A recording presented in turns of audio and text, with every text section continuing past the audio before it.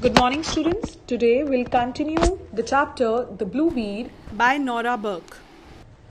Let's discuss the objectives first. Children, by the end of this session, you will be able to explain the meanings of the difficult words according to the text. And children, you will be able to explain the text in your own words. So children, before starting this session, let us discuss what we have done in the previous session. We have seen Sebia. She sprang towards the woman at once. She jumped quickly over the stones, and in an instant she was next to the screaming woman. Now let us start today's session. Take out your textbooks at page number 100. Last two lines we have to discuss. In the boiling bloody water, the face of the crocodile fastened. Children, what do you mean by fastened? Fastened means tightened. Fastened round her leg was tugging. Tugging means pulling. Tugging to and fro and smiling. So children, the crocodile in that water filled with blood, he tightened round her leg and was trying to pull her to and fro, and he was smiling. His eyes rolled onto Sebia. One slap of the tail could kill her. So children, the crocodile looked at Sebia. He struck the water with his tail, fully aware that he could kill Sebia with just one strike of his tail. He struck. Up shot the water, 20 feet, and fell like a silver chain. So children, what happened? Water shot 20 feet up, falling like a silver chain. Falling water has been compared to a silver chain, so it is a simile. Again, the rock jumped under the blow. But in the daily heroism of the jungle, as common as thorn trees, Sebia did not hesitate. So children, as he struck again, the boulder shook. Being used to the ways of the jungle, Sebia, she did not panic. She aimed at Reptile's eyes. So children, Sebia, she aimed the hay fork into the crocodile's eyes. Let's move to text. With all the force of her little body, she drove the hay fork at the eyes, and one prong went in right in while its spear scratched past on the horny cheek. Children, horny means hard. So children, Sebia, she aimed the hay fork into crocodile's eyes. One prong, it went straight into the eye, while the other went past his cheek. Now what happened next? The crocodile reared up in convulsion. What do you mean by convulsion, children? Convulsion means shaking movement of body. The crocodile reared up in convulsion till half his lizard body was out of the river. The tail and nose nearly meeting over the his stony back. So what happened, children? The crocodile's body contracted with pain. Half of his body came out of the surface of water with his tail and nose meeting above his back. Then he crashed back, exploding the water, and in an uproar of bloody foam, he disappeared. So children, he then fell back with a great force back into the water and went in, leaving behind a bloody foam. Now let's read next. He would die. Not yet, but presently, though his death would not be known for days, not till his stomach, blown with gas, floated him. Then perhaps he would be found upside down among the logs at the timber boom with pus in his eyes. So children, the injury would kill him eventually. Gradually, his stomach would be filled with gas. His body would perhaps float upside down and be found among the timber logs with an infected eye. Let's continue. Sebia got her arms round the fainting woman and somehow dragged her from the water. So children, Sebia, she held the fainting woman at once and managed to drag her out of the water. She stopped her wounds with sand and bound them with rag, and helped her home to the Gujar encampment, where the men made a litter.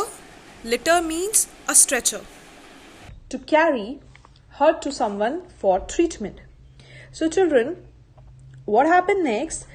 She applied sand. She who? She here refers to Sibia. Yes, Sibia applied sand on her wounds and tied them with a rag. She helped her back to the Gujar encampment where the man made a stretcher to carry her for medical treatment. Then Sibia went back for her grass and sickle and fork. So children, she then returned for her bundle of grass, sickle and hay fork. Let's continue. The fork was lying in the river, not carried away luckily. And as she bent to pick it up out of the water, she saw the blue bead. So children, Sibia found her hay fork in the water where she helped that lady, in the same water, there only. She found her hay fork on the sand bed, luckily not carried away by the current. So as she bent down to pick it up, her eye fell on the blue bead. Not blue now, with the sun nearly gone, but a no color, white blue, and its shape wobbling in the movement of the stream. Wobbling means moving unsteadily from side to side. So children, it looked at most colorless with bluish white tinge. It wobbled in the shallows. Let's see. She reached her arm down into the yard of the cold silk water to get it. Sibia put her arm into the cold water to take it out, missing it first of all because of refraction. So children, the refraction made her miss it at first. Then there it lay in her wet palm, perfect, even pierced, ready for use, with the sunset shuffled about inside it like gold dust. So children, the bead in her wet palm, it seemed glittering with dust, similar to sunlight. It being perfectly round, pierced, her joy knew no bounds. She was very happy. All her heart went up in flames of joy. She was very happy. After a bit, she twisted it into the top of her skirt against her tummy, so she would know if it burst through the poor cloth and fell. So children, she then placed it safely by twisting it on the top of her skirt, touching her stomach so that if it fell, she would come to know. And then she picked up her fork, sickle and heavy grass and set off home. Aye, what a day. So children, she then left for her home and with her things, she had a wonderful day. She was very happy. Let's continue. I hope all are writing the meanings of difficult words. Her bare feet smudged. Smudge means rubbed. Smudge out the wriggle mark of snakes in the dust. There was the thin singing of malaria mosquitoes among the trees now. And this track was much used at the night by a morose means sad. Old Makna means tuskless elephant, the tuskless one. But Sibia was not thinking of any of them. So children, Sibia's bare feet made footprints in the dust like the marks made by wriggling snakes. She could hear malaria-causing mosquitoes among the trees. She was using the path used by a gloomy old Makna elephant, which was dangerous. But children, Sibia, she was not thinking of her surroundings. The stars came out. She did not notice. So she did not notice that stars came out. It was night time. On the way back, she met her mother, out of breath, come to look for her and scolding. I didn't see till I was home that you were not there. So children, along the way, Sibia met her mother.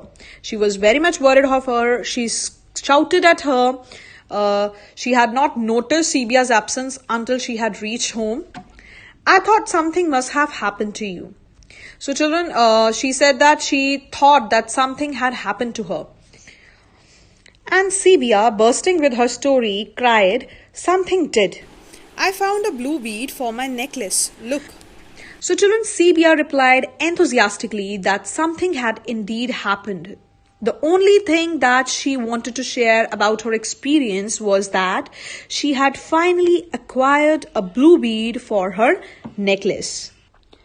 Now children, this is your homework time. What you have to do the work given in SNAP homework. So children, this was all about today's class. Thank you.